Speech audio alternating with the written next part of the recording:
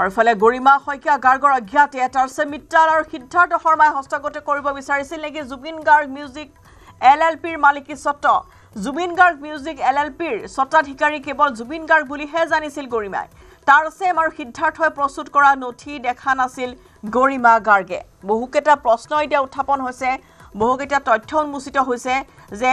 টাৰ্ছে মিট্টাল আৰু সিদ্ধাৰ্থ শৰ্মাই কেনেদৰে গৰিমা শইকীয়া গাৰ্গৰ অজ্ঞাতে জুবিন গাৰ্গৰ যিবোৰ গানৰ LLPৰ যি মালিকী স্বত্ব আছিল যি মিউজিক আছিল তাৰ মালিকী স্বত্ব তেওঁলোকে হস্তগত কৰিব বিচাৰিছিল নেকি এনে ধৰণৰ প্ৰশ্ন উত্থাপন হৈছে যেটো সংগীত লাইনৰ সৈতে বা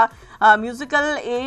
যি সাংগীতিক জগতৰ সৈতে জড়িত বহুকেইটা অভিযোগ কিন্তু বৰ্তমান উত্থাপন কৰা পৰিলক্ষিত হৈছে আৰু ইতিমধ্যে গৰিমা শইকীয়া গাৰ্গে উল্লেখ কৰিছে যে LLPৰ স্বত্বাধিকাৰী জুবিন গাৰ্গ মিউজিক LLPৰ স্বত্বাধিকাৰী কেৱল